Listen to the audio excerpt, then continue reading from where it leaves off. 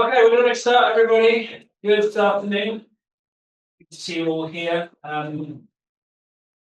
Very, very happy and excited to be welcoming to Sussex today Emile Badarin, who is going to talk to us about his book, Recognition of Politics in Settler Colonial States, Normalizing, Dispossession and Elimination in Palestine. It's a book that came out earlier this year.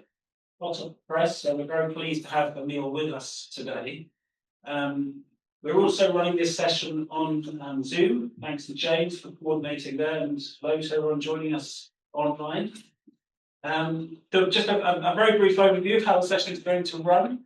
Emile's going to give us his kind of overview and thoughts on the book and the ideas behind it, speak for maybe 30 minutes, 30 to 40 minutes. I'm then going to hand over to our colleague, Professor Alan Lester, who many of you will know from the Geography Department. Alan's a historical geographer here who's written widely on colonialism, particularly the British Empire and settler colonialism, so very well placed to kind of give some wider reflections on Emile's work.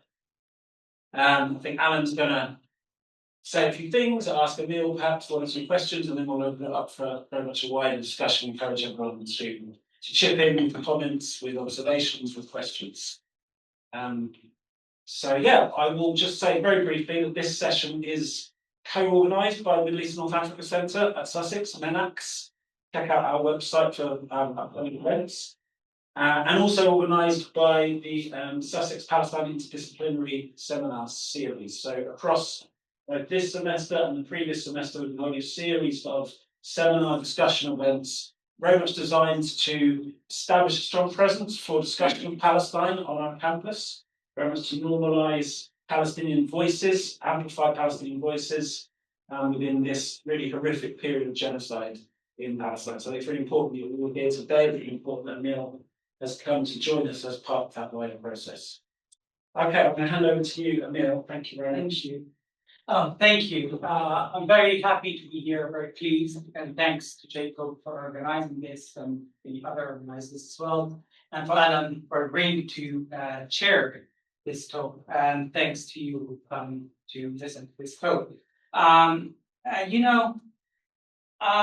grew up in the West Bank, and as I began to understand, or not understand, part of the political environment that I grew up with, in the late 80s, beginning of the 90s, the theme of recognition, or the topic of recognition, was basically dominating the political discourse at the time. You're very young, most of you here don't remember what was happening then.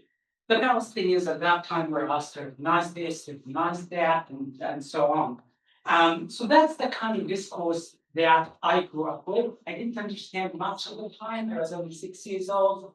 And at that time was also coinciding with the first Palestinian Intifada in 1987.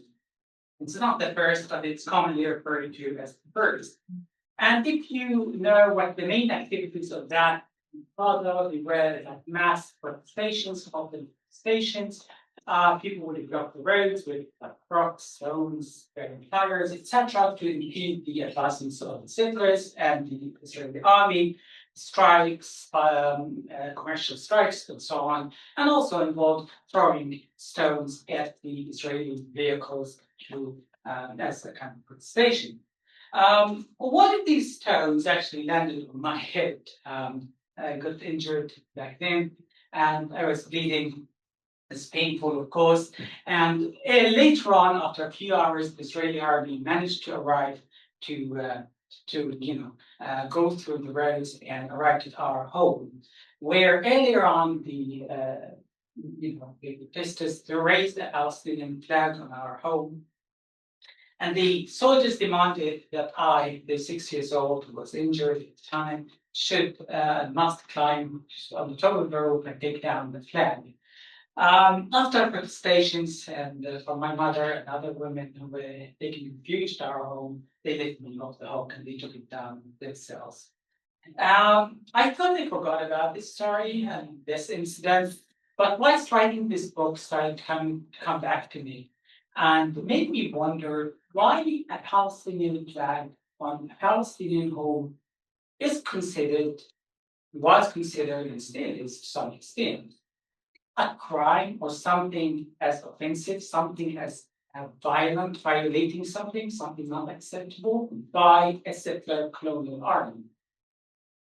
Was also my first encounter that I remember. Of course, there were others that I can't remember of with like what the army is, what the Israeli army is. So, as you know, about flags or any indigenous symbols, any other symbols, they point to normative aspects of their life. Yeah, they point to how they live, who they are, etc. And that's the kind of stuff that also the settlers, the settlers and the army and etc. They don't want to see, and they want to wipe off. And that's precisely they're still fighting the Palestinian flag until this day. This kind of the question of normativity that they try to raise, what I grapple and try to deal with in this book, and I wrote this book in particular to achieve basically three things. Number one, I want to understand the normative forces that underpin the dispossession of the Palestinians. And the other thing I try to achieve in this book is really to understand the dynamics of the policy of recognition, because it's very much tied to this normativity and all that stuff, as I will explain to you shortly. How this politics really impact and frame the realities of the colonized, whether it's in Palestine or elsewhere. Palestine is just the case where I applied this framework. And the third element I want to achieve in this book, is really to look at the indigenous ways of doing and being and living, and how that can provide us with an alternative to the colonial system, an alternative future. And there I worked with the Palestinian practice and concept of sumud. I studied the thought structure that underpinned that and tried to work out a different, at least a pathway, the ingredients that can point us to something, a different reality in Palestine. If I have time, I will talk about this towards the end, just maybe briefly. So today I have basically three things to talk about here. The first thing I will just quickly and very briefly explain the concepts, what I mean by recognition, etc. Then I will move on about the system through which this recognition works. And towards the end, I will talk about how recognition becomes a medium or a scaffolding for elimination and for the destruction of the colonized people.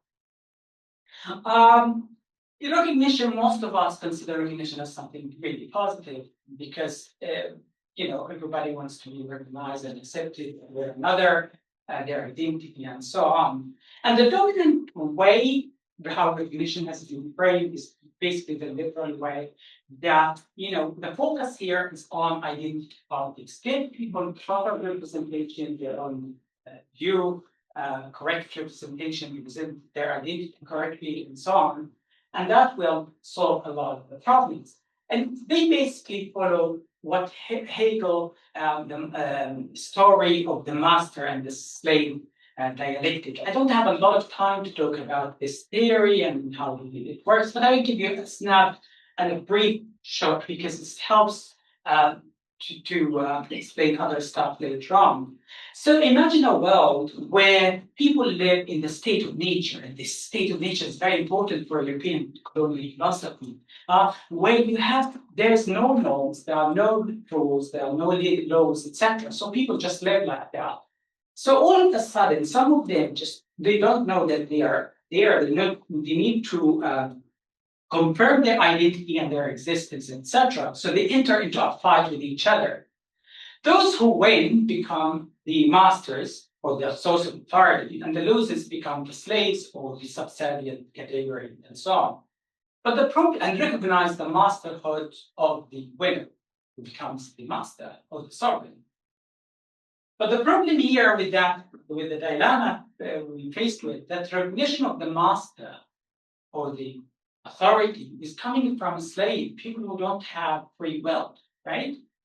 So eventually the master decides to free the enslaved, and everybody becomes basically emancipated. That's why we think of recognition as something liberating, something positive. So that's where it comes from. But some of us who live in the colonial world and deal with these questions, and especially in Palestine, you remember when the PLO was asked to recognize like the different Israeli demands, and one of them was to recognize Israeli existence, and they did, eventually we did, in the 1993, and the promise there at the time was, the Palestinians would get whatever independence, was self-determination, etc., and Gaza would be transferred into the Singapore of the Middle East. That was the discourse at the time in the late 80s, beginning of the 90s. And if we look here today, 30 years on, how is reality in Palestine? Is Gaza the Singapore of the Middle East, or basically a heap of rubble now, right? So this makes us question where this positive framing, positive energy, positive spinning of recognition comes from, right? And is there something hidden here? Is there a dark side for recognition politics and recognition struggles? And that's precisely what this book tries to do, is really trying to examine and show and understand the negative side of the recognition politics, especially in colonial situations, and even more so in settler colonial settings, where I argue here recognition becomes really a medium for elimination and dispossession of the colonized. But to do that, you need really to understand the connections. You need to dig deeper into the system through which this recognition operates. As one way to get into that is I look at recognition as something connected directly with knowledge. And I was explaining earlier to we had having a lunch. Recognition is connected tightly with knowledge, systems, and with definitions, defining. In English, maybe the connection is not very clear, or in most European languages. But if you speak ancient languages, Greek, Arabic, Hebrew, etc., the connection is very clear, because i'tiraf in Arabic is the same as ma'rifah, which means knowledge, which is the same, it comes the same as ta'rif, which means to define and rule. One of the very interesting books by Ahmed Badarin. So that's one way to look at it as something about knowledge and knowledge production. And another thing, if you start going to go down this route, you will start digging deeper to focus not on identity politics, but on the rules, on the grammar, on the norms, on the standards on which recognition is given or just required, right? So you start to dig into the grammar and the rules. And this you need to look, because you need to look at the broader colonial knowledge, colonial system through which this work gathered. So you need to go back into the deep time, like take the longer view, take the historical view, and at least begin with the European modern project, European modernity, coloniality, because they are really together. And it took me a long time to understand the connection between this modernity in colonialism, politics of recognition, and the dispossession of the Palestinians. And it actually goes deep like that. And as I mentioned earlier, if you talk about the rules of recognition, the grammar, then you essentially talking about the one who makes the rules, right? And who makes the rules is normally called the one who makes the rules, and the exception to the rules. Who is that? We call that person called the authority, right? The sovereign, right? That's what Carl's famous theory, or famous argument.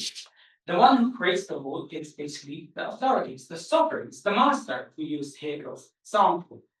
That's why I mentioned at the beginning. And these rules are essentially, recognition is tied with these rules and tied with the idea of having sovereignty, not but control over your environment, over whatever is around you.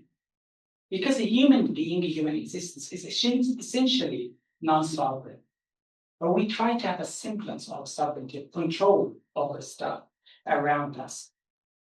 And this is the case, especially when Europe began to expand outside Europe, the invasion of the Americas in 1492. And all of a sudden, they have basically began to control a huge stretch of land and different peoples around the world. So they want to impose their sovereignty there. And to do that, they invented at the time the doctrine of discovery, which was a series of rules and decrees by the Pope at the time, 15th, 16th century, which defined here where the rules of recognition really embedded in that doctrine, defined who is a human and the relationship between the humans and the non-humans and the relationship with the land. The sovereignty is also attached to the land. And if you think this is all about the past, anybody of you knows when the doctrine of discovery was eventually repudiated? No? If you take a guess, when do you think it was cancelled by that? I would hope long ago, but it sounds like probably not. It doesn't matter. Just what do you think? When? Give it. Early 20th century. Early 20th century, fine. Any other thoughts? One more? Another guess? Perhaps like the kind of the collapse of empires in the 1940s. So actually, it was only repudiated in 2023, in March 2023. So all of that stuff was still there, but it's still valid. So we still live with all of this stuff, even though it goes back centuries, still impact the things that we do today. That's why it's not in the deep past to show you that the present is really the outcome of that colonial reality that started at least 5 centuries ago. Anyway, so the rules of recognition defined the European, Christian, white, whatever, as the fully human. Anyone else is their humanity, other non-humans, they are regarded, all their humanity is great. This is where race and racism comes in. And the relationship between those who are defined as humans and the land is a relationship of sovereignty. But those who are defined as non-humans, the non-Europeans, they are defined as non-sovereign, right? So what happens here, the very existence of non-Europeans is being problematized. Their being, and again, they're being problematized through racialization. If you think why racialization is important here, because race is part of the colonial matrix of power, part of coloniality itself, controlling people's subjectivity in addition to controlling like the economy, resources, etc., knowledge, and so on, power. One of them is you need to control people's subjectivity by defining them. And defining also their place, because being is very much attached to space and place, to the land. And again, being in English, the connection is not very clear between being and the place. In Arabic, it's very clear, because kainuna and al-makan, being and the place, they are the same. That's why Heidegger has to invent the design, the being there. There's no being without land. So the land here was also problematized and recognized from the beginning, from the outside, as something that's empty, that's open for European expansion. The indigenous, whatever, the colonial state all around the world.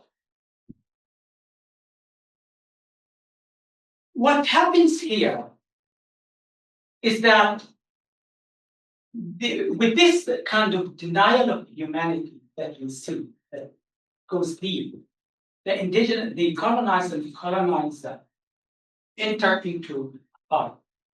Not for determining their identity and their whatever treatment and representation, but the fight here is over their relationship to the land, right? So of course the settlers, they want land because they want to create their own whatever sovereignty there is. You've seen like the Europeans created the Americas, different states there, whatever, Australia and so on. And the indigenous people, land is basically their source of their existence. They can't exist without land. As I mentioned earlier, the connection between existence and being and land is very clear in other languages, not the same in English. But in order to eliminate, for the settler, they need to get rid of the colonized, colonized. But in order to eliminate them, to destroy them, ethnically cleanse them, genocide them, whatever term you use, they need something else to justify that, to give them the license to do that. And that's where the politics recognition comes in. To create, and this is my third key, to create the normative scaffolding that licenses the killing, the genocide, the ethnic cleansing, the destruction of the indigenous people. So that system, in many ways, makes the very existence of the colonized as a problem, as a violation, as a source of violence, because it violates, right, the system of justice of the colonizers. That's precisely what the Palestinian flag seen by the Israeli colonial army as something violating their system of justice. That's why it was seen as a source of violence, right? See how it works. So the connections here between European colonialism, coloniality, and Zionism are very tied together. Their support begins all the way from the past 5 centuries that creates the current moment. They tie together, and I will show you how. So when Europeans began to colonize and expand, they needed to justify and normatively justify their colonialism. So they went to the Bible, right? Especially the Old Testament. And that created also at that time the impulse, the biblical romanticism, which led to the creation of what is called Christian Zionism. So Zionism has nothing to do with Judaism, with Jews themselves. This is much a later development. It was a Christian project in order to have a deeper sense, a deeper anchor, the European identity in the deep time, because at the end of the day, European civilization is a new civilization, but it's only like 300, 400, 500 years old, right? So they went first trying to create the rooted in the Greek.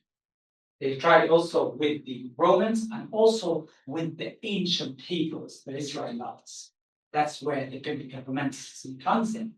The idea of transforming Palestine as a replica of what is they call the ancient Israel to serve as the battleground of Europe. So this project goes back in time, right? And in order to fulfill also certain theological beliefs, like the return of Christ and so on, Zionism comes in much, much, much later. And at that time, the connection between the invasion of the Americans and Palestine were already formulated 5 centuries ago.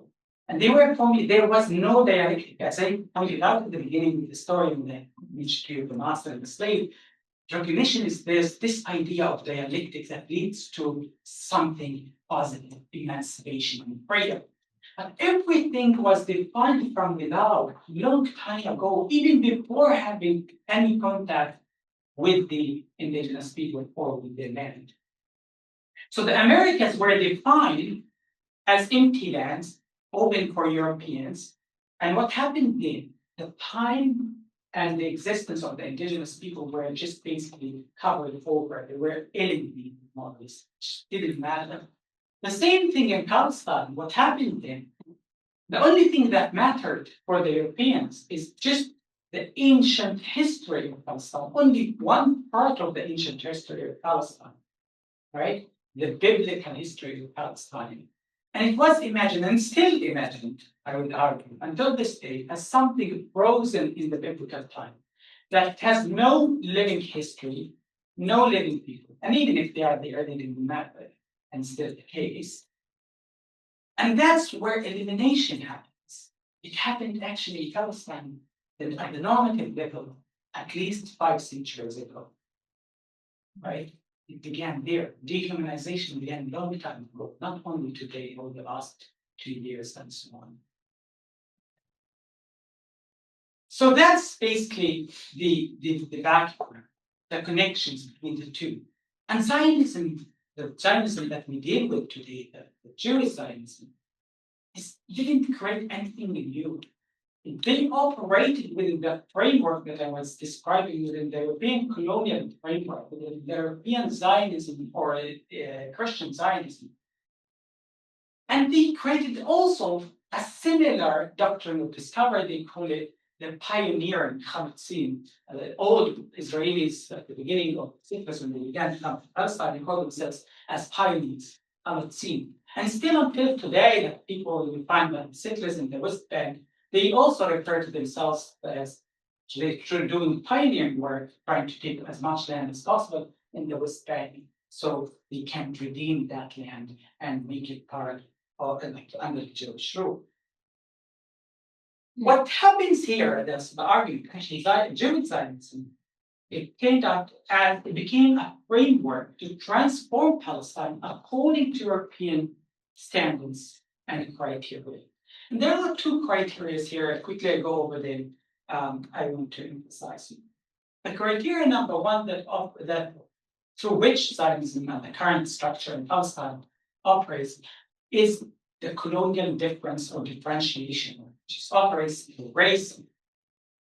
And if you know here, remember that race is part of recognition. Recognition is part of race. You need to racialize someone, you need to do. Race is connected to the facticity of the body itself, how you look, and your belief system.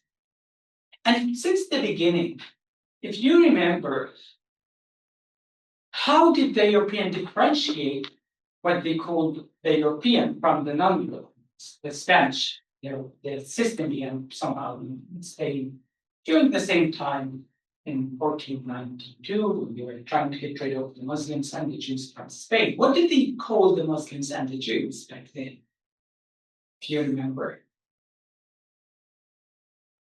Moors? The Moors, yeah. Why they call them the Moors. So anyone who had traces of Jewish or Muslim blood were classified as something different. Yeah, in a different category. They are the Moors. And before them, what did the Crusaders call the Muslims and the Jews? What did they refer to them? They distinguished them from the Saracens? Yes, and that's why Saracens. Suppose traveling to a different place. This means, I think, the sons of Sarah, the Abraham's wife, whatever. But anyway, so the idea is here. The distinction was operating at that time based on how you look and also your thought system, belief system. And that's what Sylvie Winter calls man one or human one. And then later on, with the advancement of biology and science, etc., in the 19th century, became man two. It became racial, as what's called scientific racism, based on biology. Somewhere in between, the Europeans invented a new category. They called it the Semites in 1781, something like that, by a German fellow. He was called what's his name? August Ludwig Schulzer. He invented that. At the beginning, it was about language, but later on, it became a category to differentiate Jews and Muslims from non-Jews and Muslims, basically Christian Europeans. So I argue in this book that actually Semitism is a European racial distinction. It's a mask that was projected at some point on Muslims and Jews, and later on the Jews, to create them into a different category, which you can deal with and get rid of. That's eventually what happened. You get the certain Jews Zionism to get rid of the Jews outside Europe and so forth. Anyway, and that's precisely I deal with this. Like Semitism has always been, I used here the argument from Joseph Massad, has been always about anti-Semitism. We created that mask to make this group, Jews and Muslims, as some different group that their existence is you need to deal with, right? So that's been Semitism has been always about anti-Semitism. And it actually took me a while to understand what I was reading, like Talmud work, when he said, and I quote here, pay attention whenever you hear anyone abusing the Jews, because he is talking about you. I didn't understand, like, it took me a while, but he's right then and right now. Because if you look at Semitism and like the way it was created as a racial marker, it becomes the same as, when you call people, what they call them, the Negroes, the Reds, the Red Indians, they are not red, they are not Indians. All of these racial categories, whatever, the brown, etc., the yellows, etc. So it's another racial category. And this takes me to criteria number 2, where Zionism, Jewish Zionism comes in and uses this mask, Semitism, and turns it into something of a normative value around which you can create a new reality in Palestine, a new settler colonial reality in Palestine. But that reality requires constant justification, right? And that's where the politics of recognition, the Zionist politics of recognition comes in to justify that reality, which requires the constant destruction of the Palestinians until they disappear. So Zionist recognition politics is something dynamic, something keeps coming all the time. In order to make whatever they have achieved as something normal, to normalize it as something legal, something acceptable, right? Because now when we talk about Palestine today, most of the time people refer to basically West Bank and Gaza, right? That's not Palestine. So people think that the rest, what happened in 1948 is all of that, so all of a sudden becomes normal and legal, right? So that's the function of politics of recognition as well. And the Zionist politics of recognition has operated to make these normalize this situation on 3 levels. One of them, and the most important one, actually there are 2 important ones. At the international level, to get recognition from the powers, because you can't create a settler colony without the help of the Europeans. First, they tried with the Ottoman Empire to get a foothold in Palestine, it didn't work. Tried with the Germans, didn't work. The French, didn't work. Finally, they found the British, and they helped them and gave them what they wanted. And the second aspect of recognition functions internally in order to create a nation. Because to create a nation-state project, you need to create the nation. Right? Because Judaism is a religion. There are Jews, like there's no connection between being a Jew, an Ethiopian Jew, and an Argentinian Jew or Moroccan Jew.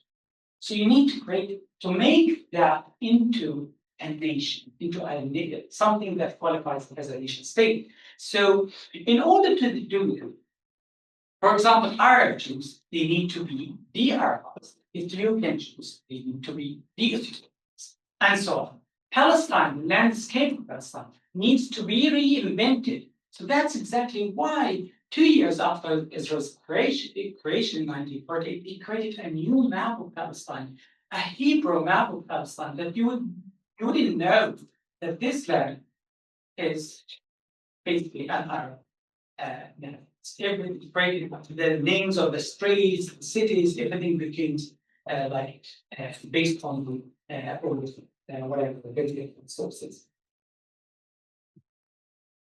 And then they created also different laws to regulate the existence of non-Jews in Palestine. Everything works in this settler colonial reality in Palestine, operates against this Jewish, non-Jewish. How are you going to regulate the non-Jewish existence in that country? That's why they have, for example, a nation state law 2018, but there are other laws like the law of brigade, etc. That's why you have in Israel like this idea of you have citizenship and you have nationality. You have Israel, which is you can be a citizen, but you cannot. But at the same time, you might, if you are non-Jew, you might be a citizen, but you can't be a national that's you can't be a national that state. And if you are not national, you don't have the right to self-determination. That's precisely to kick the Palestinians out of the equation. The Palestinians were revealed in 1948, about 2 million. So they can be citizens, but they don't have the right to self-determination there. So all of these recognition politics is needed to organize also stuff internally. And the third element of that, or the third level from the Palestinians, demanding the Palestinians to recognize certain demands all the time. And the Israeli policy of recognition kept coming all the time. It began initially, or science recognition, and just the right to immigrate and live in Palestine, right? Then the right to create a nation state there, or a nation, or a homeland, then a state. Then a state, an independent state. Then that state should be Jewish, right? It needs to be recognized as a Jewish state. Then you need to recognize the capital of that state, right? Jerusalem. And later on, one of these demands on that state's like you need to recognize its right to live in peace and security, which the PLO did. And one of these demands that we deal with today is the idea to recognize anti-Zionism, or being critical of Israel, as anti-Semitic, as being against the Jews. And of course, that doesn't make sense because these are totally different phenomena. I don't have time to explain all this in details because Zionism is something created just in the late 19th century, Jewish Zionism. And anti-Semitism is something that goes back basically centuries, millennials, right? So there's no connection between the two. But why they ask this struggle to make this equivalency between being critical of Israel Zionism and being anti-Semite or anti-Semitic? Why they do that? And this is waged a lot, especially on the international level. Why? I would say for at least two main reasons I will mention here. First, to make anti-Semitism, which is initially to be really like racism, to be against Jews for who they are. That's like racism, another.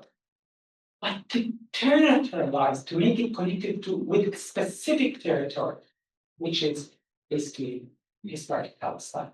So if you're critical of Israel, then you automatically classify it. But there's another important reason, more profound than this one, I think, is to make the Palestinian struggle itself illegitimate. Because the Zionism, whatever it is, for the Palestinians, it is a system of destruction, and they will always resist it. They have been always resisting it since basically the beginning. Because it's a system that will replace it. It's indeed like that's the only how it works. So they will be always resistant. But how to make that resistance illegitimate? By making this equivalency, because if the Palestinians are against that, then if you recognize anti-Semitism is equivalent to anti-Zionism, then any struggle against Zionism automatically becomes illegitimate, right? So, and the thing is with this politics is wrapped up in a theodicy. And theodicy is just, it's a Greek word for means God's justice, really. And the Zionist narrative around Palestine, that God gave this land to Jews, and all they are doing really, they just fulfilling God's commands and they're redeeming the land, right? And you might need to do bad things along the way, but that's how theoretical reasoning works. You do bad things, but for a good reason, right? For a higher purpose, for a divine command. And that's precisely, for example, when they say, like in Benjamin Netanyahu was talking about the Amalekites and was creating the soldiers. And the story of the Amalekites, it functions along that line, along the theoretical reasoning, the reality that God justice. Yes, they were wiped off on the biblical story, it could be just fiction. But they wiped off because for a higher, there was a God doing it, because they were evil. And the same analogies that the Palestinians did of committing genocide, but they're doing it for a higher purpose. And if that's the case, then everything they do, even bad things and evil things, genocide, cleansing, whatever, the idea is just done for self-defense because they have no choice. And that's a common expression in Israeli discourse. In Beirut, we have no choice but to do.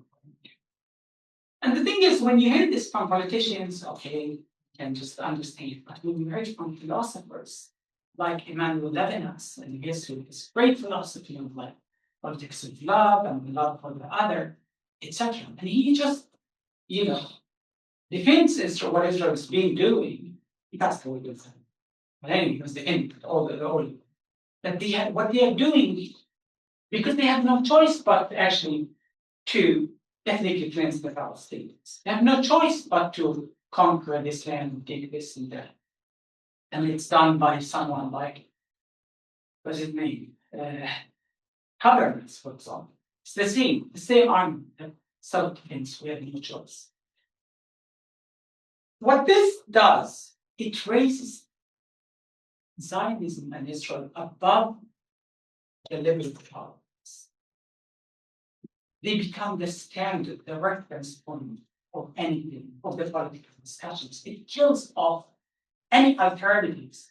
When you start to think about alternative ways to solve what's going on in Palestine, something that can satisfy the needs of everyone who's living here, it closes off the political debate.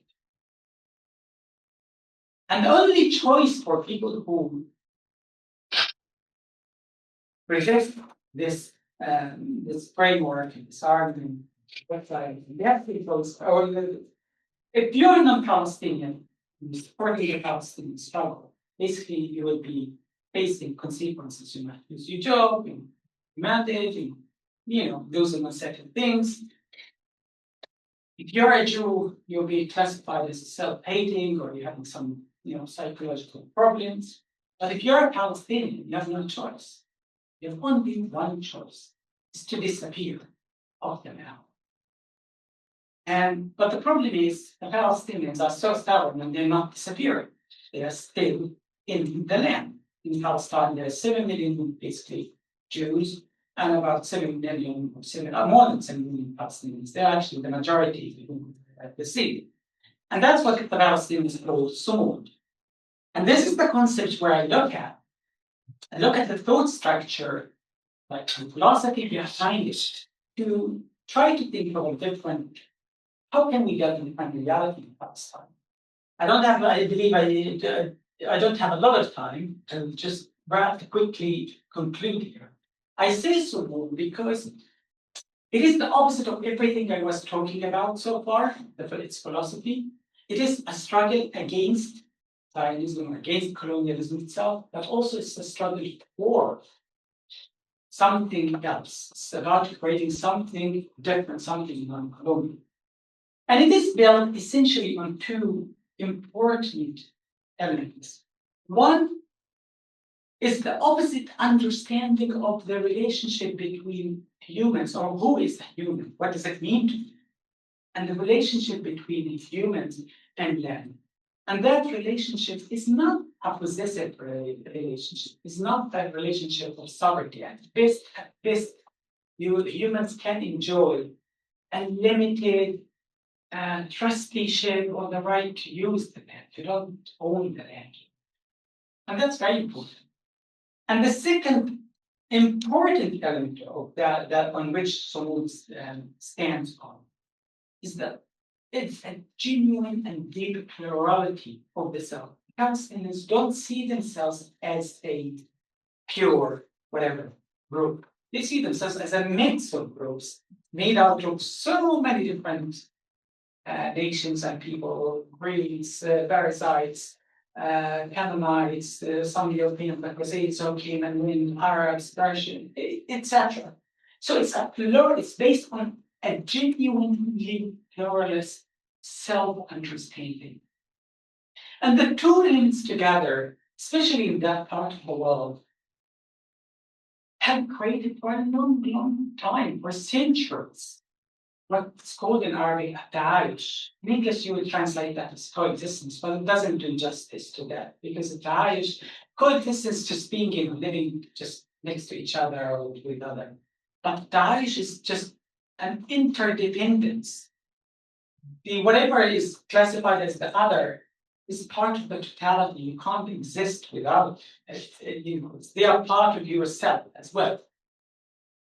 So that's the kind of system that I believe can create and can point us towards creating a different reality in Palestine, where there's a place for everyone in this pluralist way of thinking and pluralist way of understanding the self. And in the last 3 years, the good thing, I've pointed to, clarified to lots of people the connections between the stuff that I started to talk about, like the old stuff from the last 500 years or so, and what's happening in actually today, because the genocide in Palestine is built on these normative eliminations that happened a long time ago, centuries ago, right? The dehumanization that began a long time ago, the elimination of the Palestinian history and existence, and so on. And I hope that made people now question the deep roots of colonialism and coloniality, because it's the same, whether it's in America, in the indigenous people in America, Australia, New Zealand, or Canada, wherever they are, or in Palestine. The code structure is the same, but maybe the details might vary a little bit here and there. And I hope this book just helps in a way, just explaining the connections between the colonial elimination that has been going on for these centuries and what's going on in Palestine, but also helps us also to create space and to think, to provide us with some tools to think differently, to redeem Palestine from being now the damn place on earth, and I showed that I can just paraphrase Fanon's book title, to a place where a non-colonial reality can be created in Palestine between the river and the sea for everyone who lives there. And I will end up here. Thank you.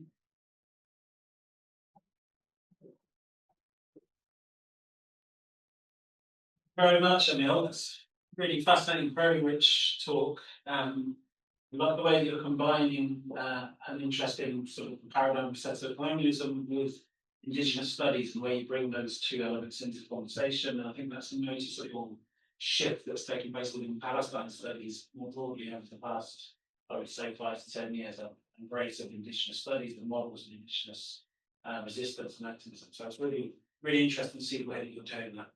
I'm going to hand over now to Alan and just very briefly introduce Professor Alan Lester, who's Professor of Historical Geography here at Sussex. Alan started his career working on South Africa and histories of apartheid and anti-apartheid struggle in South Africa, and in more recent years has very much broadened his focus, working on the British Empire, settler colonialism more broadly. He published a couple of years ago the book Deny and Disavow, Distancing the Imperial Past in the Cultural Wars. Alan's a regular commentator on empire and the legacies of empire in this country and across British imperial histories. So a great person to bring into conversation with this book. So yeah, Alan, thank you. Thank you. Thanks, Jeremy. Thanks, Neil. And like Jacob, tremendously impressed by the breadth and the precision of your talk. I can't possibly do it justice in a response. But what I will try to do is place some of the comments you made, as you said, in the context, in the case study of Palestine, in the broader context of settler colonialism, as I understand it.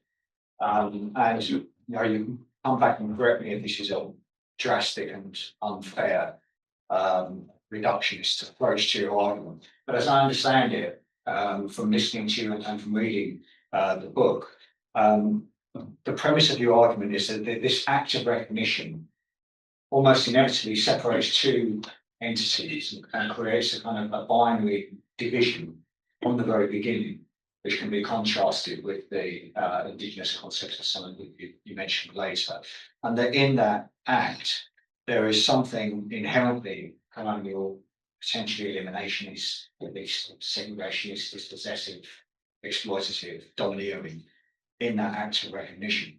And I'll come on in a moment and say how I can recognise that in other parts of the British Empire, in the past and the present. But I guess the overarching question that frames the comments I'm going to make just in the next couple of minutes really is, do we need to be that pessimistic?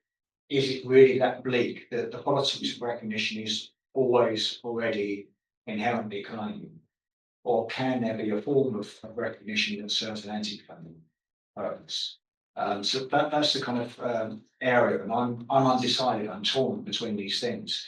The reason that I'm torn is that so many Indigenous movements in other settler colonial contexts in North America, in Australia, in New Zealand, rely on seeking recognition. They're still premised on the attempt to gain settler colonial state recognition of Indigenous sovereignty, a recognition that in many contexts was never actually afforded in the first place. So to go through sort of briefly how this works, because the dynamic is quite different in each place. In much of North America, treaties were signed which formed that kind of politics of recognition, because the Crown was the one entity on one side, finally, and then a whole series of First Nations sequentially on the other side. And much of First Nations politics and Native American politics in Canada and the USA today is about restoring that act of recognition based on the events. The act of recognition took place which has since been betrayed by the Crown. But the Crown has ignored the treaty they signed up to, and it's time to rehabilitate recognition rather than do away with it as an inherently flawed enterprise in the first place.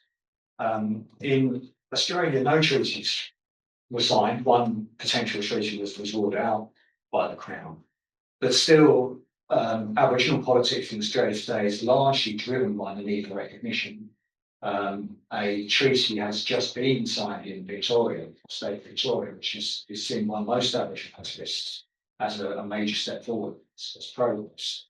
And a more nationwide scale attempts to get a voice to Parliament, recognition of an Aboriginal voice in the Australian Parliament, which many Aboriginal activists, probably most, supported, was vetoed at the last minute in a referendum.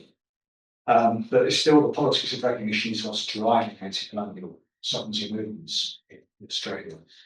I guess in this context of British settler colonies, New Zealand has gone furthest on this line of the politics of recognition, and would widely be seen by Indigenous activists elsewhere around the former British Empire as the closest to success. Still very problematic, but nevertheless the closest to success. And that again is precisely because there was a document of recognition, the Treaty of Waitangi, signed in 1840, that Maori activists have had recourse to and have been able to push for a Waitangi tribunal, which has actually taken concrete steps to restore land to Maori ownership based on that politics of recognition. But it's never completed. It's never a completed project, and we've seen how easily reversed this trajectory is for the new New Zealand government will be backtracking on the reference made by previous governments. And the other concepts, I guess I'll briefly mention, where a politics of recognition of a different form is taking shape, which is anti-colonial addressing colonial legacies of South Africa, where the Truth and Reconciliation Commission and subsequent land acts restoring that hark back to the piece of legislation in 1913, the Land Act, as kind of an originally moment, and it gives a glimpse at something which might be restored. So, in practical terms, the politics of recognition is still being used, but I'm torn because I think your argument is actually very persuasive. The fact that it's being used but unsuccessfully indicates that there may well be something to your broader argument. If we accept your argument, then that the politics of recognition is kind of inevitably colonial and dispossession and even potentially eliminationist, then we do, as I think you're concluding, need to think about other forms of anti-colonial and post-colonial mobilisation. So one thing I want to specifically ask you is about the politics of recognition, Palestine, recognising Palestine, which more countries, including the UK, have done recently. If you could give us some comments on that, whether there is any potential in that path, or whether it's yet another reinforcement of an inherently eliminationist politics of recognition. The other thing I was going to ask you is about these counter discourses of indigeneity. Some of which you've mentioned a kind of, as I understand the translation, kind of resilience, that stubbornness that you mentioned, but also a more holistic way of conceiving of who belongs. That has very close parallels, I think, in the Indigenous senses of sovereignty and of belonging that are mobilised in the concepts I've spoken about in North America, in Australasia, and in Southern Africa, all pitched in slightly varying ways, but all have that more relational, that more inclusive sense of belonging, that plurality, as you put it. I think that those are strands that one can see in all of these Indigenous movements. It's just that they're still stubbornly sticking to this politics of counter recognition. So, yeah, that's my sort of overarching comments. But over to you to elaborate more. Thank you. Thanks. Thank you. Yeah, that's great. I will connect your first question with the last one because they're very connected. Whether to be dismissive of this politics recognition, what I argue here is that the kind of politics that we are in, especially the dominant framework, the liberal, is basically because liberalism itself as a framework is colonial, but they're just part of the same package because they come from the same roots, they have the same epistemology. And that's where we need to shift our use a different epistemology, a different way of looking at things, and other civilizations have different ways of living, ways of doing things. And that links very neatly with your last point regarding different indigenous people. They have different ways of living and sticking to their land, and because they have different epistemology, their view on how to live, their relationship to the land is completely different to the European. The last not everything Europe, but the last 400 or 500 years of European, let's say, knowledge production, which is they created a certain way, a certain understanding of sovereignty, of like their relationship to the land in a possessive way. Other indigenous, other civilizations, they don't have that way of thinking.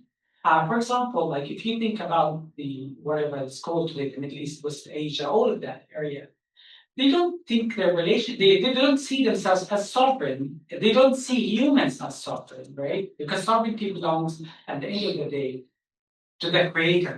If you have a wider view. So they are just have a little mandate just to live on that and make it better. So part of the what is it like restoration of the land, all that stuff is part of the mission. So you have only a limited right to use it, not to possess it, and that's the opposite of what Europe created. Your modern create the kind of frameworks created. The same thing other indigenous people, for example, in Americas, they don't see themselves, they see themselves as part of nature, and it's something, cyclical. They go back to nature and they come back and so on. And so it's that kind of framework which is different. The same thing in the case of the Palestinians and the ideas, the philosophy in which this idea of the relationship to the land, it doesn't build on the same logic as the European. So we need to look at the rules. That's what I mean when I talk about the rules and the grammar standards, and we need different ones to get away from the European ones. That's one, I think, one way. And the other one, if I move along, the other questions you mentioned, actually, I know that lots of indigenous peoples in our countries they're using recognition. They try to get recognition from the of getting rights. But you see, they are seeking recognition when they recognize after they recognize after the colonial power established itself. If you look at places like Canada or the United States, the settler colony is almost complete. Like you have very little indigenous in Canada, like that, less than 5%. They are seeking what became the source of authority, the one who defines and make the laws, is basically the colonial state that colonizes. And the indigenous people are trying to restore as much as they can, but hardly succeed in restoring what's important. In this case, is land.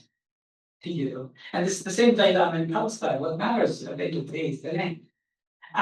And that's with this time they took the land to begin, like there was all massacres and violence, but also they forced them to sign treaties. And treaties was an important way to take over land. But the intention of signing the treaties was never to keep the treaty. You sign the treaty and you're going to violate it midway. But the idea is to get a normative concession from the owners of the land, because you just loaned registers, you are stealing the land of someone else, but you're getting a deed from the owners that this now becomes yours. And that's precisely why Israel asked the PLO to recognize its existence. It's not at the end of the day, Israel does exist as a reality. But it's never complete without the final legitimization from the owners of the land. See what I mean? So the intention is not that recognition itself, to get the delegation. That's the same thing with the Balfour Declaration. It's not the deed itself, but it just made on that recognition, a whole system later on was created. Like the mandate systems was embedded in the mandate system, became then later on part of the different resolutions of the League of Nations and the United Nations, etc. You created a whole normative and legal narrative out of thin air. See, and now it becomes normalized. So that's the intention behind all of these different treaties. So yeah, there's a very actually interesting book on Canada. I think it's called about politics of recognition, red skin, white mask or something like this, where the indigenous people, they're trying to get recognition from the state that actually took basically the land. But Canada is using political recognition in order to control the existence of the indigenous people, to control their subservient position in the society through politics of recognition, by giving them identity recognition, for example, but never land. Part of the case of these small decisions, same thing. And if we think about actually settler colonial states like Canada, Australia, look at the politics of recognition, even in a country like Sweden, Norway, where you have indigenous people, the Sami people, or Finland, they have recognition. Their language is being recognized. 2000, they have a parliament. They have lots of rights. One thing they don't have. Nothing come out of that recognition. Even in the most liberal states, the most liberal democratic states, like Sweden, Finland, no, but they don't get back then they get back land. So, well, what does it mean if you're an indigenous people and you don't have the land? That means that you can't live your indigenous life, because if you're a Sami people in the north of Sweden and you don't have land, you can't do the head your whatever the animals that you use. You don't have the trees that you live with all the time. You don't have the lifestyle that you have. So your indigeneity is just hollowed out. So they give you certain rights in order to control your existence, political rights, the same thing we have there. So that happens in the most liberal and democratic states. See how recognition. That's why I argue. If you still use the same rules and the same grammar, the same epistemology, the outcome will be pretty much the same. What we need to change here is really the rules of the discourse, the rules of the conversations, not the content of the conversation. Then we start speaking. And there are different frameworks of recognition. For example, I began to think about this just lately. If you think about the Islamic philosophy when it comes to recognition, it's completely the opposite of this stuff. I just began to read more and just it's completely the opposite.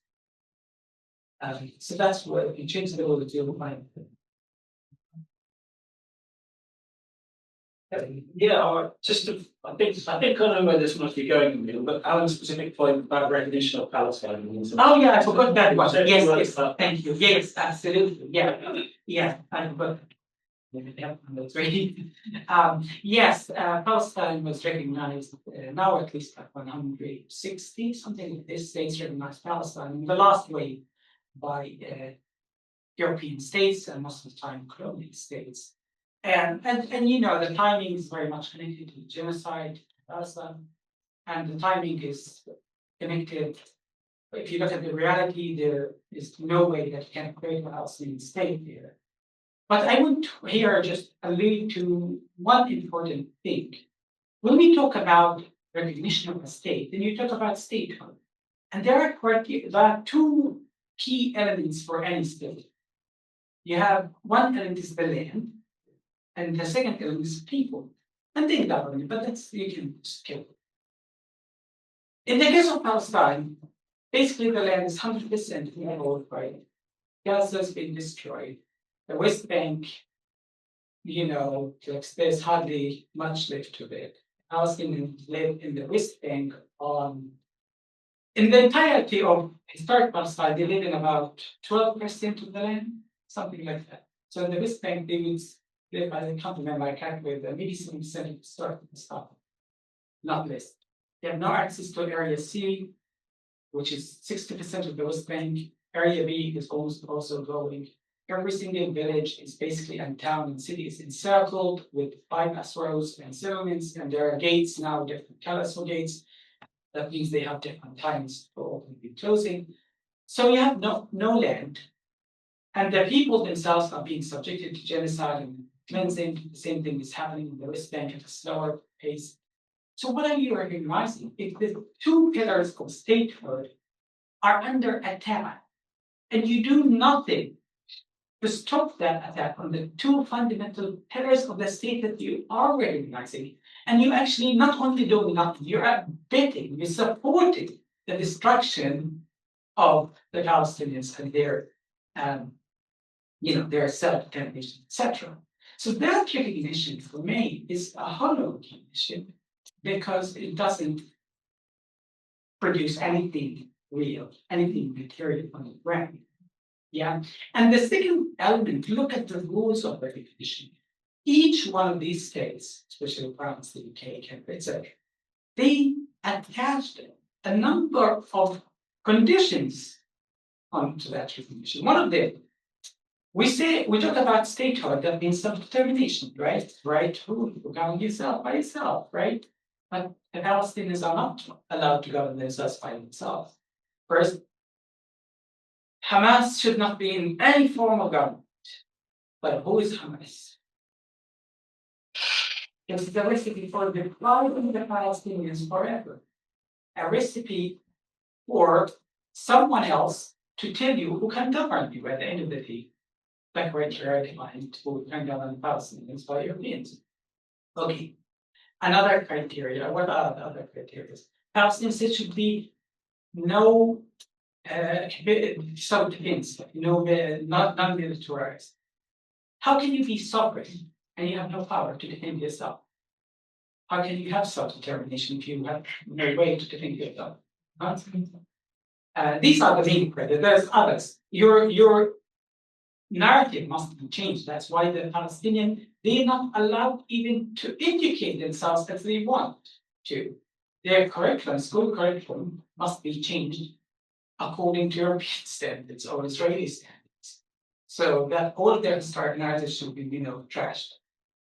And so on and so on. So that's why that recognition, I see it as a hollow recognition, doesn't make any impact. They gave that on this time that the recognition was done because, as I see it, they didn't want to stop the genocide. They couldn't, or whatever. They didn't want to stop their support for the colonial project that is taking more and more land, ethnic Muslims, the Palestinians, etc. And one way to solve that and they pretend as if they are doing something concrete is to give this discursive, performative recognition and say we've done our part and Thanks, Emile. I want to open up for questions and comments, things that people would like to put to Emile, please. I have a question. Yeah. Do you think there is also a danger in sort of performative recognizing Palestinian statehood, in that it also perhaps gives too much recognition to Israel in terms of the land that it now becomes? But essentially, to deal with Israel in this way, so recognizing Palestine, recognize that it is separate from the land that Israel now owns, and essentially sets in stone that what Israel now controls is Israel and will always be Israel, and what Palestine now owns, they'll never have any more than they have now, by recognizing these two separate entities. I wonder if there's a danger in that. yes, that's precisely what the policy recognition deals, like a sketch, it's scaffolding to normalize whatever has been achieved. One of them is just normalizes whatever has been stolen in 1948, and also problematizes other stuff, like what about the Palestinian refugees or return, etc. All this stuff becomes the equation and normalizes it. And for example, there's like the issue of civilians. There will be none of these states define actually what they are recognized in title A territorial. It's a recognized Palestinian state, but what is that state? They didn't say where that state and how it will be achieved. And 2 weeks later, they supported a plan, a colonial plan, the properties plan, 2020, which basically appoints a foreign tutelage, a foreign form of government on Palestinians, ruled by Trump and Tony Blair. It was like another, basically, colonial mandatory commissioner in Palestine. So how you recognize that placed as independent, and at the same time you support a mandatory kind of form of governance or administration style.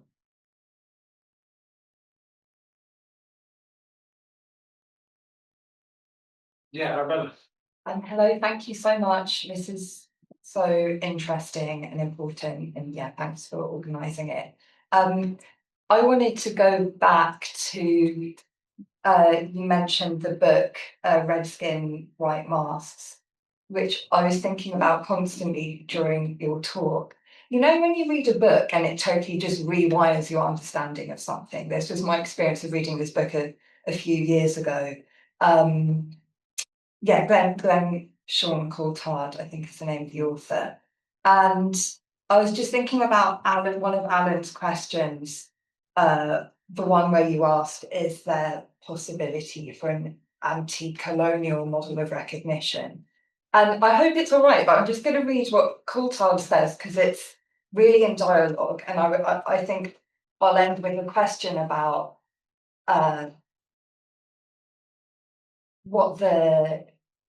how you might think about this specifically in the Palestinian context, because of course he's talking about the Canadian context. So this is the final paragraph of his book, and he's speaking about rejecting the colonial paradigm of recognition politics. And he asks, does that require that we vacate the field of state negotiations? entirely. And then he answers himself, of course not. Settler colonialism has rendered us a radical minority in our homelands, and this means we have to continue to engage with the state's legal and political system. So he goes that far, and then he says, but we have to do something else. We have to be skeptical and cautious about the politics of recognition for all of the reasons that this question just kind of exposed. And then he ends this is like his tentative answer, I suppose. If you'd asked him this, probably he would have said this. We have to shift our attention away from a rights-based recognition orientation to a resurgent politics of recognition, that's what he calls it, that seeks to practice decolonial, gender emancipatory, and economically non-exploitative alternative structures of law and sovereign authority that are grounded in the best of Indigenous legal and political traditions. And that's where he goes to, and he's writing in this final chapter about Indigenous activism in the context of the Idle No More movement. And I think the point he's making is that organising resistance and models of recognition around Indigenous traditions and Indigenous understandings of land is what is not the same as rejecting recognition as a potential anti-colonial tactic.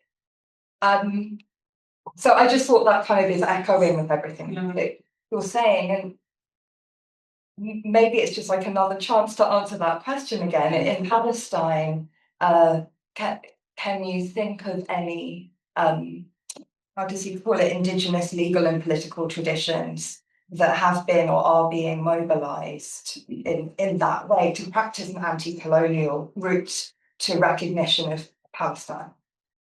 That's a very interesting question.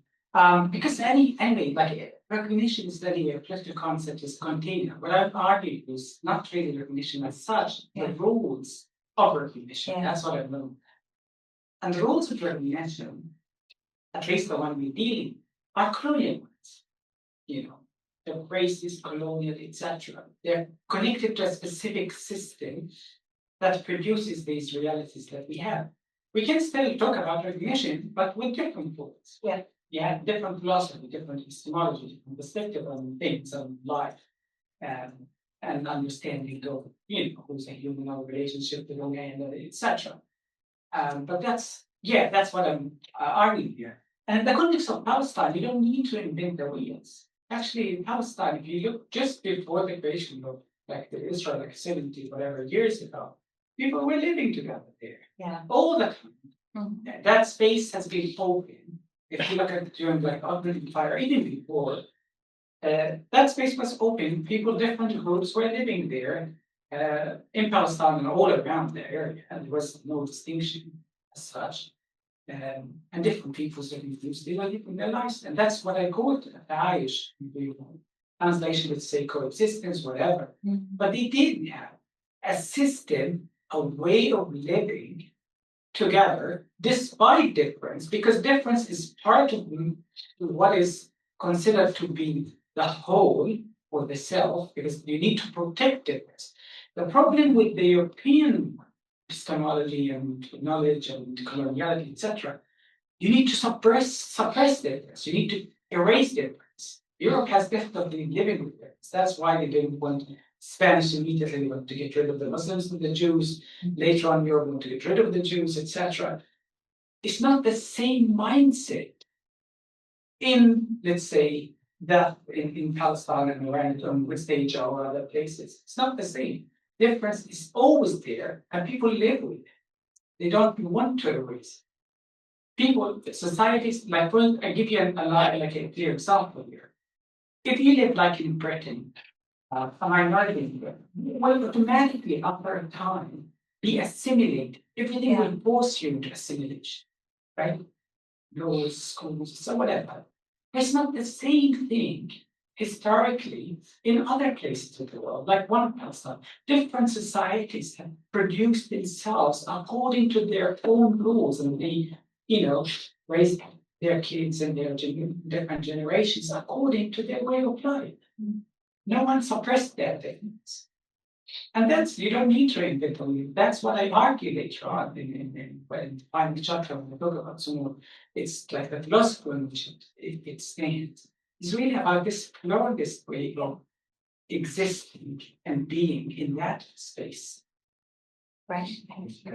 Yeah, I think the broader context, almost a sort of elephant in the room, I guess, is that we're critiquing a liberal tradition of recognition at a time when there's a transnational project to address even the slippages, even the gaps that liberalism allow, with an anti-liberal far-right agenda. And that connects these places in what would have been quite unexpected ways. Like a European far-right siding with the Zionist Israeli state, committing a genocide. But now those two projects are thoroughly eliminated one another against Palestinian self-determination. And it's also manifesting in all of the places we talked about. In Canada, where residential school deniers, it's now a growing movement to deny the basic reality of the cultural genocidal projects of residential schools in Canada. And these networks are very closely connected, linking Israel and Gaza, Canada and Australia, and so New Zealand. So even liberalism hasn't been enough to shore up coloniality and colonial privilege as far as these interests are concerned. The sands are shifting at a global scale. Geopolitically, there's this sense of existential threat to the privileges inherited by the West from colonialism. And the idea that liberalism, problematic as it is, isn't enough to sustain that privilege. I don't think there's an answer to that. It's just an observation of it. It's true. I mean, as you highlighted, like you find it bizarre, right-wing groups, most of the time, anti-Semitic groups, the roots, like if you look like in places like Sweden, very like it's very democratic, whatever. They are like the roots are anti-Semitic, neo-Nazi, whatever. They are the best allies of Israel, sending indirectly in 100 year everywhere. And actually, Herzl was saying that these groups, anti-Semites in the right wing, whatever, they will be our best supporters. Because this precisely is all about, for them, Israel is a great project for lots of reasons. One of them, racism as well. They don't want also Jews to be in that because you can't deal with them. That's why they have a Jewish problem in the first place. Whereas if you look at the Arab world, there were Arab Jews. There are Jews always, they're part of the public. There was no problem with their existence whatsoever. All of the problems started to emerge only like with the creation of Israel, the emergence of genocides, and that's a different topic. But they always have been there, and they're part of the fabric. But Europe has a problem with it. That's why there's a Jewish problem. And now Muslim problem, whatever. Anything different. I think we might have time for maybe one more question or comment that people might have.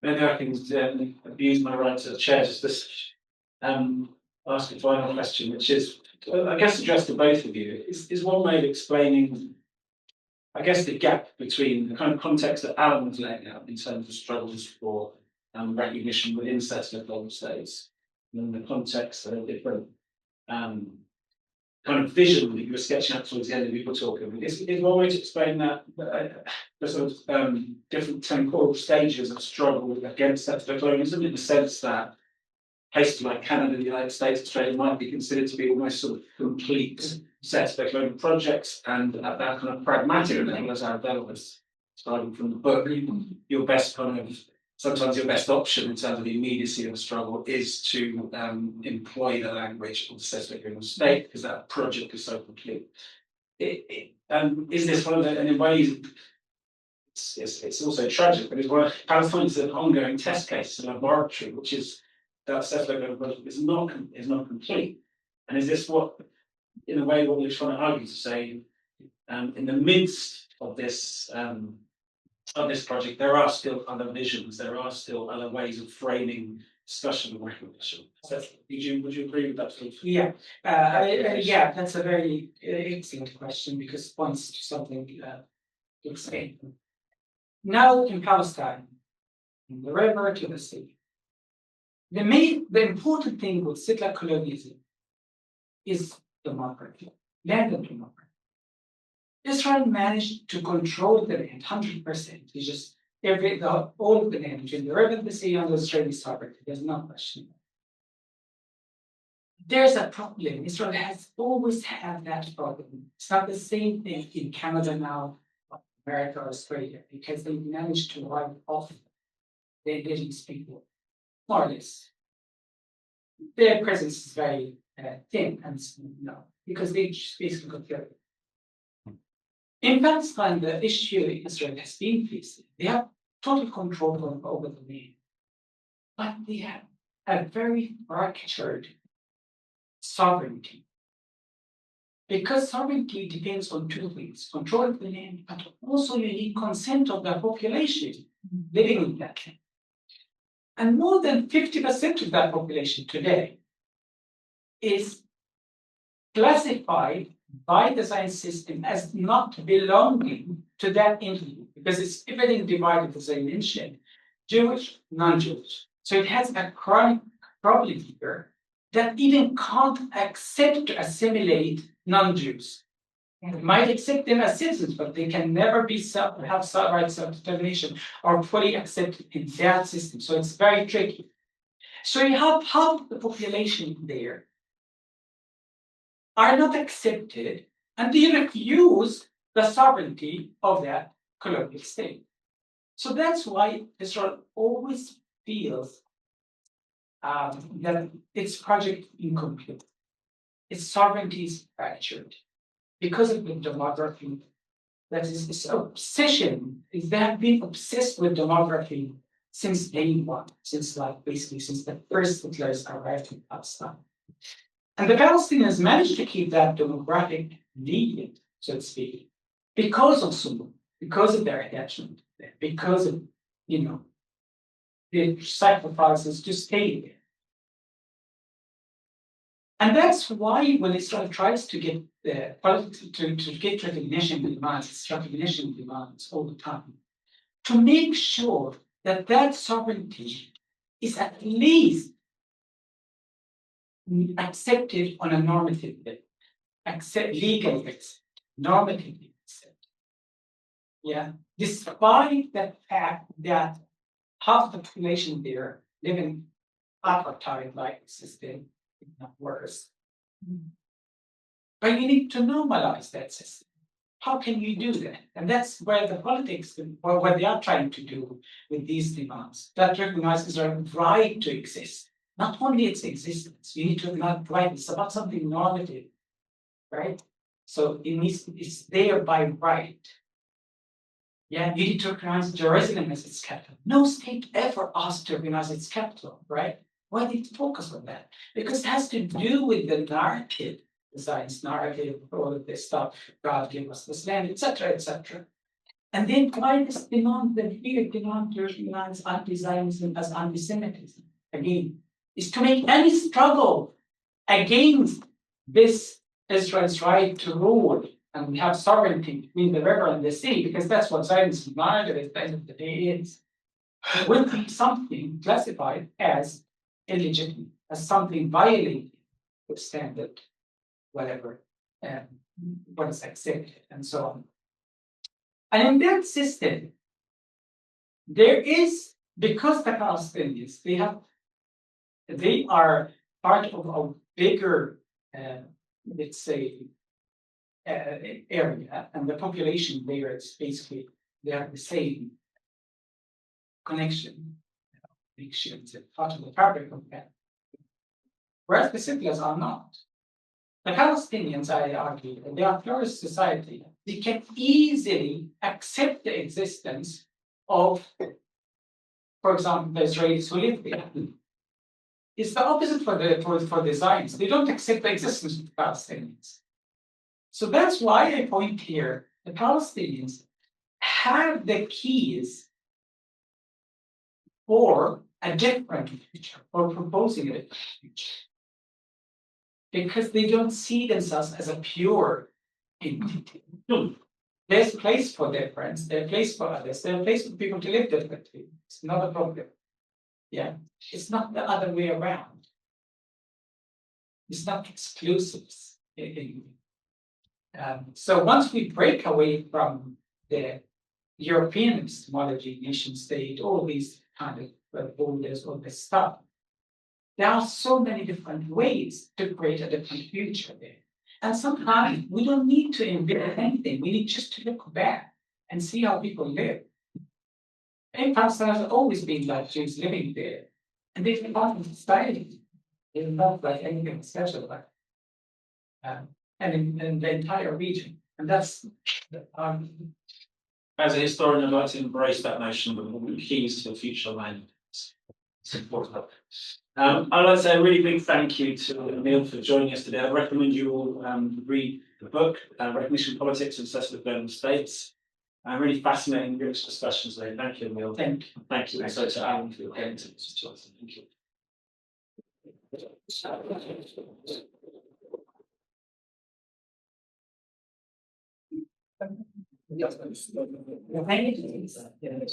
Which one I haven't found? I'm sorry.